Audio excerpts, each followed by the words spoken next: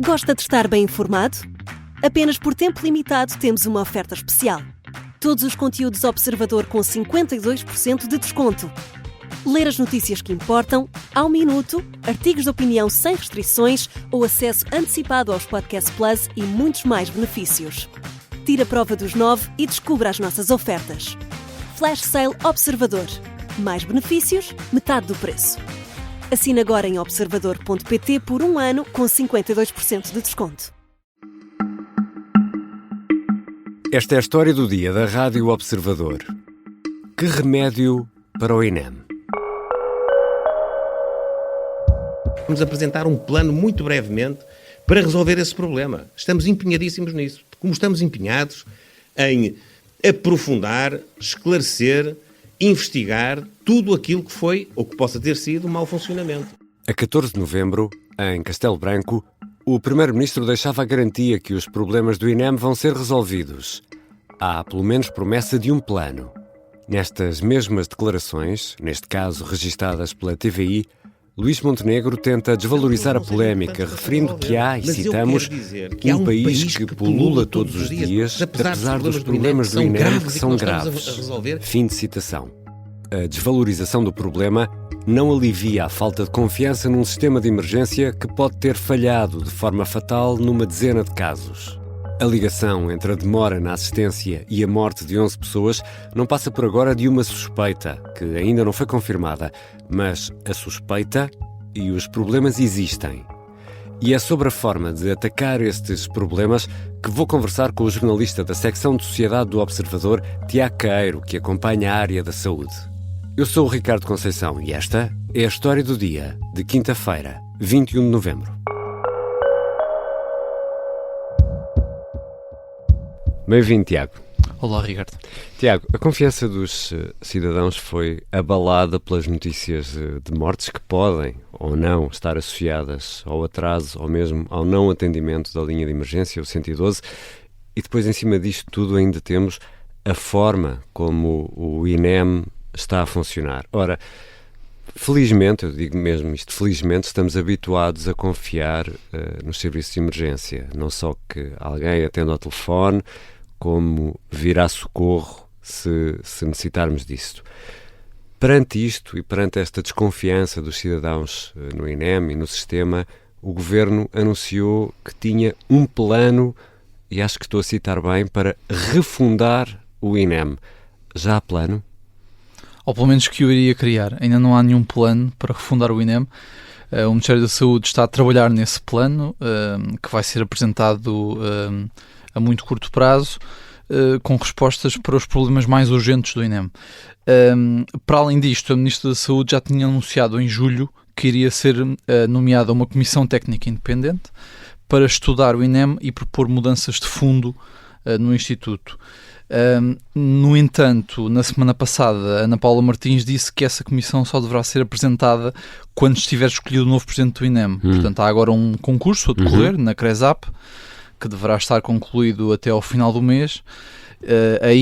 O Governo deverá, depois desse concurso, o Governo deverá escolher um nome e depois então será anunciada a tal comissão técnica que vai estudar as mudanças a fazer no INEM. Portanto, não vamos refundar o INEM já, não é? Já não. Então, vamos aqui por partes.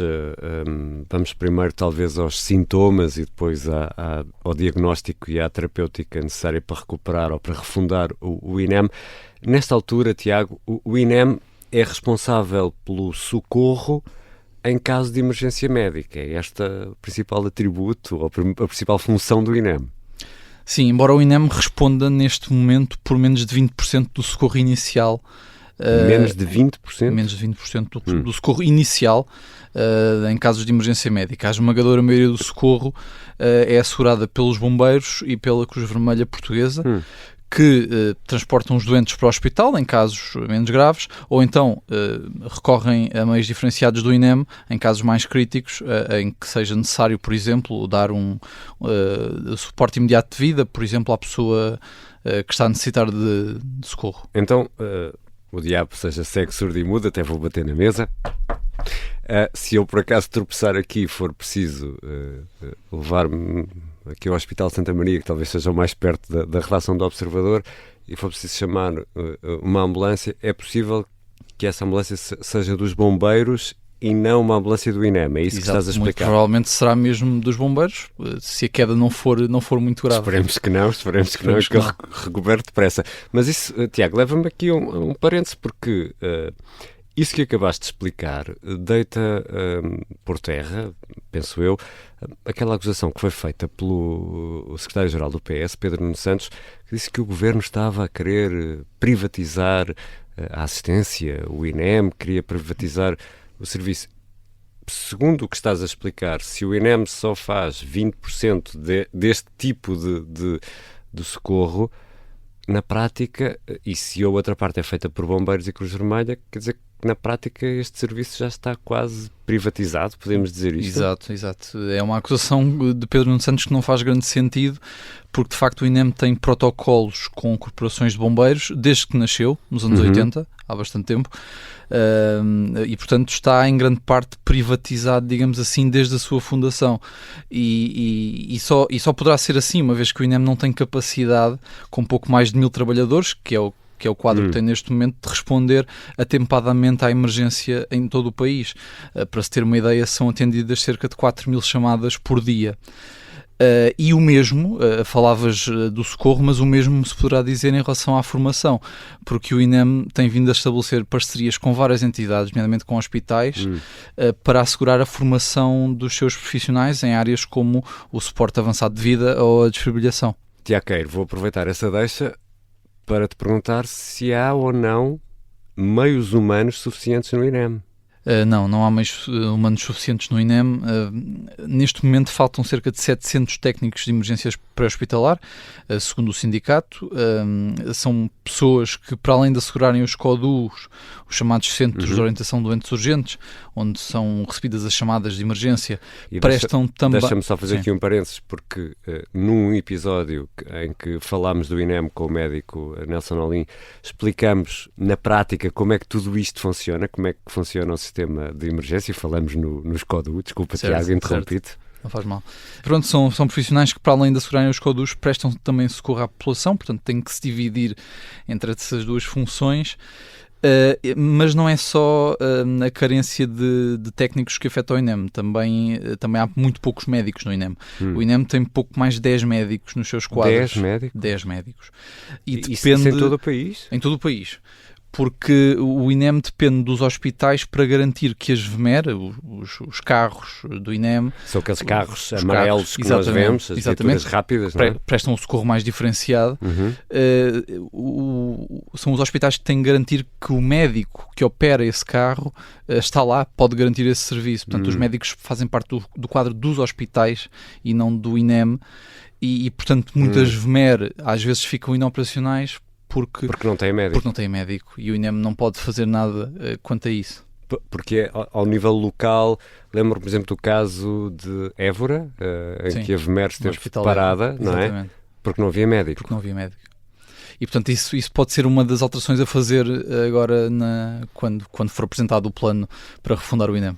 Tiago, ainda no que toca a meios humanos, os técnicos do INEM e os bombeiros, de que falávamos há pouco, por exemplo, estão no mesmo patamar de formação? Eu faço esta pergunta porque no meu imaginário, e acredito que no imaginário de muitos ouvintes, temos os filmes e as séries norte-americanas em que vemos paramédicos nas ambulâncias. Até há muitas séries de médicos em que os paramédicos têm um papel importante e têm, por exemplo, capacidade para administrar medicamentos, para fazer uma espécie de um pré-diagnóstico. Não sei se isto é só nos filmes, se é na vida real assim. E cá também é assim. Portanto, os tripulantes de ambulâncias, bombeiros, INEM, Cruz Vermelha, têm todos esta capacidade? Olha, na maior parte das vezes não têm essa capacidade, isso não acontece em Portugal, isso de que falas nos Estados Unidos, porque a maior parte do socorro inicial é, como vimos, prestado por bombeiros e estes profissionais só têm uma formação de 200 horas e não têm competências para administrar medicamentos, por exemplo. Mas os do INEM têm mais? Os técnicos do INEM têm uma formação bastante maior, de 910 horas, e têm competências para administrar alguns medicamentos. Os peritos consideram que tanto uns como outros deveriam melhorar a sua formação, particularmente os bombeiros e os elementos da Cruz Vermelha. Por exemplo, a Sociedade Portuguesa de Emergência Pré-Hospitalar defende que todos os profissionais que prestem socorro à população devem ser formados nas universidades médicas. Estas universidades devem criar uma formação em paramedicina, tal como já existe nos Estados Unidos, que é o país referência nesta área. De 900 horas para 200 horas, a diferença realmente é substancial, mas mesmo que avance essa hipótese de uma formação, isso seria quê? Quase uma licenciatura? Poderia assumir esse formato, sim. Mas caso avance, essa formação ainda vai demorar, portanto não é uma solução rápida, nem para as próximas semanas ou meses, não é? Não é uma solução imediata. Essa formação de cariz universitário nunca poderia estar no terreno antes de 2026. E por isso, enquanto essa formação mais diferenciada não for criada, os peritos nesta área o que defendem é que se criem programas de formação imediatos, a começar pelos que seriam frequentados pelos bombeiros numa primeira fase, uma espécie de formação transitória, aliás, enquanto não é criada essa formação mais sólida que pode assumir um formato de licenciatura para que se formarem paramédicos. E seria possível, em alguma fase, há meios para isso, misturar tripulações, ou seja, ter um tripulante do INEM e outro dos bombeiros na mesma viatura para tentar aproximar o nível de formação? Sim, dois? É possível. Se este reforço da formação avançar desde já, isso é perfeitamente possível, sim. Já falámos de meios humanos e meios técnicos. Ambulâncias, por exemplo. Sim, essa também é uma prioridade. O reforço dos meios técnicos também é uma prioridade apontada pelos peritos, principalmente a renovação da frota do INEM. Faltam ambulâncias de emergência ao INEM, em grande número. Há áreas muito carenciadas, como a área da Grande Lisboa, uma área muito populosa, mas não é só Lisboa. Os problemas a este nível estendem-se a outras zonas. Por exemplo, há 2 meses o médico Vítor Almeida, que foi apontado pelo Ministério da Saúde como o novo presidente do INEM, mas depois desistiu de presidir ao INEM, porque considerou que não tinha condições para o fazer, disse no Parlamento, ele foi chamado ao Parlamento pelos partidos da oposição, que em Viseu, o hospital onde trabalha, há uma ambulância do INEM com 650 mil quilómetros. 650 mil quilómetros? Já percorridos, sim. Obviamente, para renovar a frota é preciso dinheiro. O INEM tem dinheiro, porque ainda há poucos dias tivemos aqui uma notícia, até veio Fernando Medina, o antigo Ministro das Finanças, prestar esclarecimentos sobre isso, sobre os excedentes do INEM, e eram uns milhões largos de euros, que foram alocados para outra conta, ou foram guardados noutra gaveta. Ou seja, esse dinheiro, esse excedente do INEM chega para renovar a frota, por exemplo? Bem, se chega ou não sabemos, mas pelo menos seria uma grande ajuda. O INEM não é financiado pelo Orçamento de Estado, ao contrário do que acontece com a maior parte dos institutos públicos, mas sim por uma taxa que é cobrada juntamente com os seguros que são subscritos pelos particulares, por todos nós. E tem já, de facto, excedente de forma regular ao longo dos últimos anos. Portanto, não gasta o dinheiro todo. Não gasta o dinheiro todo. E tem sobrado muitas dezenas de milhões, 100 milhões nos últimos anos. Então, esse dinheiro não pode ser investido? Esse dinheiro poderia ser investido se o INEM não fosse obrigado a dar esse excedente a uma entidade que se chama Administração Central do Sistema de Saúde, que é um braço do Ministério da Saúde, que depois retém esse valor. Ou seja, o INEM está impedido, ou tem estado impedido ao longo dos últimos anos, de usar esse excedente para investimentos que seja necessário fazer, como por exemplo este que falávamos, a renovação da frota, que é tão importante.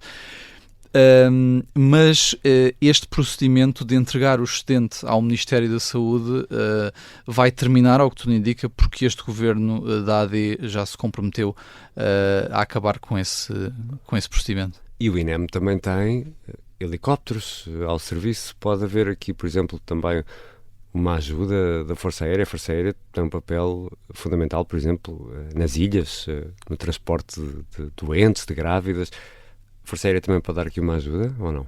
Bem, essa possibilidade foi equacionada há uns meses, mas os peritos que nós ouvimos para o artigo que está no site dizem que não é uma possibilidade que possa ser equacionada porque os helicópteros, a Força Aérea não tem helicópteros para fazer este tipo de serviço, ou seja, colocar a Força Aérea a fazer heletransporte de doentes críticos levantaria alguns constrangimentos operacionais que devem ser evitados. Então, e os helicópteros que hoje estão a serviço do INEM?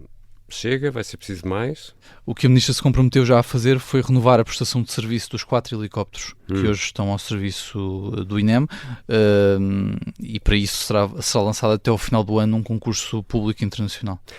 Tiago, já falámos aqui de meios humanos, de formação, de meios técnicos, mas é preciso alguém que mande nisto tudo. E tu, há pouco, no arranque da nossa conversa, deixaste aí algo que me está aqui a fazer um bocadinho de comichão, que é o INEM está com um presidente substituto, portanto, nem sequer tem presidente ainda, é isso? Exato. Está com um presidente em regime de substituição, que é o médico Sérgio Dias Janeiro.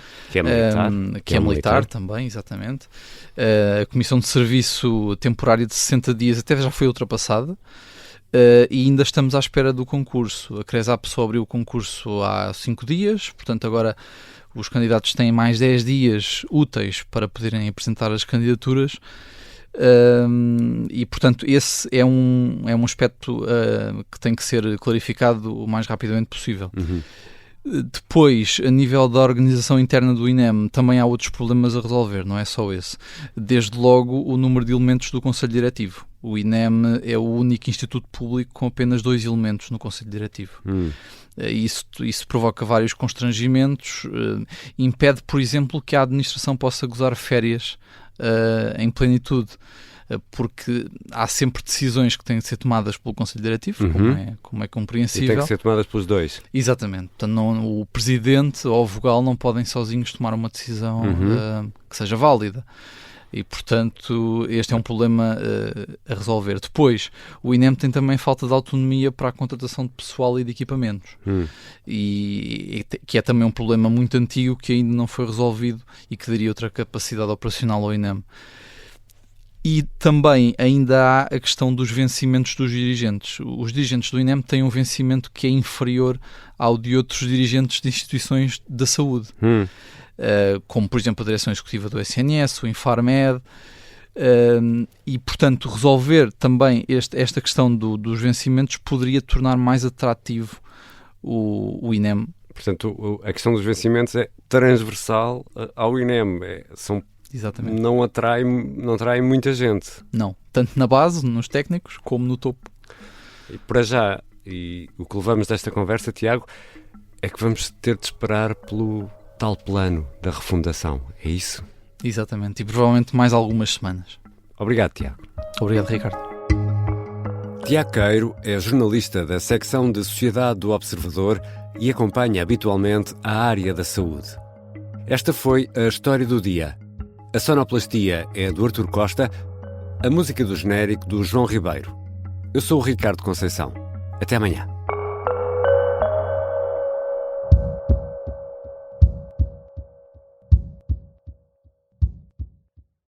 Se gostar deste podcast, pode seguir, dar 5 estrelas e comentar o episódio na Apple Podcasts ou no Spotify.